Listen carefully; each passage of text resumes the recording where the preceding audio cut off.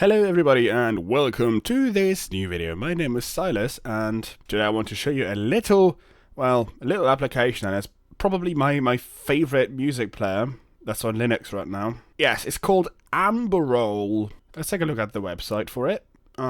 This is the Flathub page. This is where you can get it. It's a flat pack. You can get it from Flathub. You can get it in your software center, on your GNOME software center, or your pop shop, whatever you have, if Flathub is enabled there, and then you can easily install it there. That's good. So if you look at the GitLab page for it, you can see a few screenshots, and the text that says a small and simple sound and music player that is well integrated with GNOME. Amberol aspires to be as small, unintrusive, and simple as possible. It does not manage your music collection. It does not let you manage playlists, smart or otherwise. It does not let you edit the metadata for your songs. It does not show you lyrics for your songs or the Wikipedia page for your bands. Amberol plays music and nothing else. And I quite like that, because if you look at some other music programs that we have on Linux, like right here, if we compare it to Clementine, which this is like an audio app that I just know. There's so much going on: files, playlists, internet, devices, song info, artist info, search, and also it looks really ugly. And then if you look at GNOME Music, there are a few icons here which are broken. I don't know why that's happened. I guess that I did something eventually, because I did put a new theme on this. I guess that's why some things are broken, maybe. Already, this looks kind of nice. For some reason, it doesn't play sound. At least I can't hear it. But yeah, this is like already more complex. Artists, songs. I don't even know where these songs are coming from, because I don't have songs. I don't have a song that's called Plastic Dreams. No clue what that's about. Playlists. Tons of playlists. Never played. Yeah, see, I don't recently played nothing because it's broken. Okay, so you see, this is like more complex than it could be, and that's what this is trying to fix. And as you can see from these screenshots already, I think this looks really nice, actually. A very gorgeous looking program. So what do you get when you launch it? Well, this is what you get. Nothing. Select a file or a folder, or drag files from your file manager to the application window to add songs to the playlist.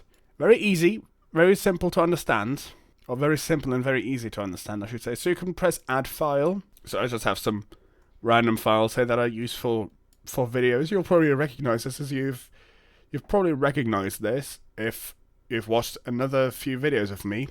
So let's just press on this Tempest 2000 song.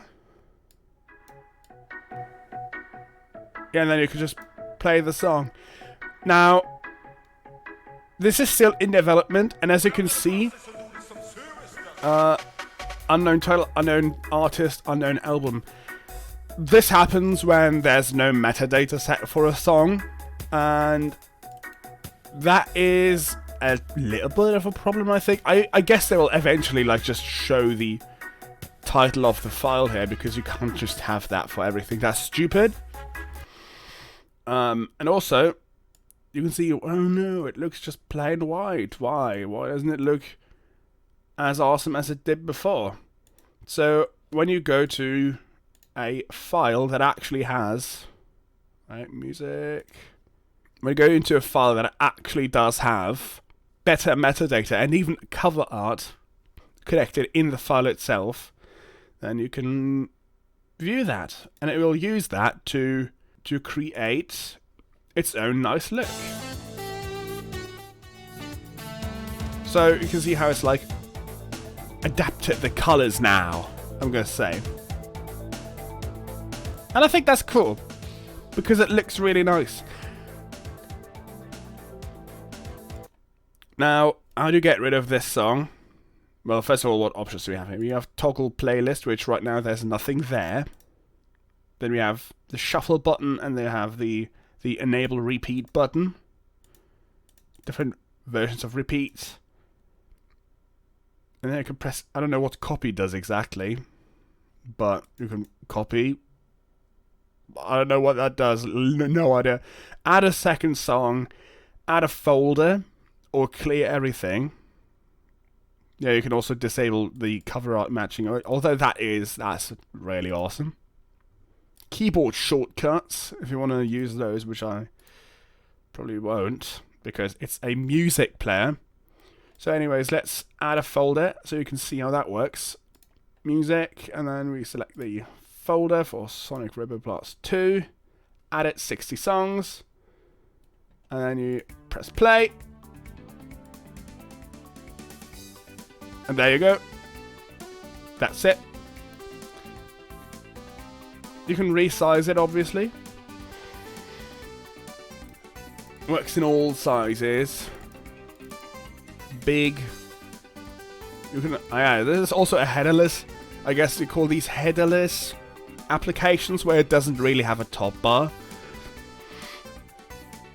And you can actually drag it from any place on the window.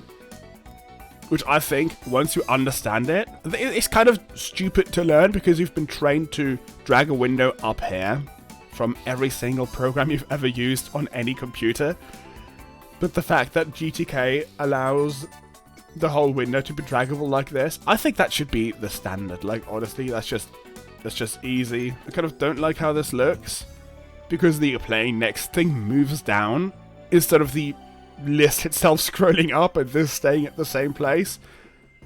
What happens when you... Yeah, see, that is just a bit stupid. So, yeah, this is still in development, but I think it's really awesome. You shrink it down. Looks nice and cute like that. This is the smallest you can make it. And, yeah. This would probably work nicely on like a phone thing for like podcasts. GNOME phones. Do we have GNOME phones? Like, look at this. It already looks like an app. So yeah, I just wanted to show you this little nice looking little thing. Just showcasing some little bit of software tech that I think is pretty cool. Thank you for watching. Take a look at this if you like it. If you think it's cute, then install it. Do you have any favorite applications that you think I should showcase? Or what is your opinion on little Amberol right here? Put it in the comments below. Thank you.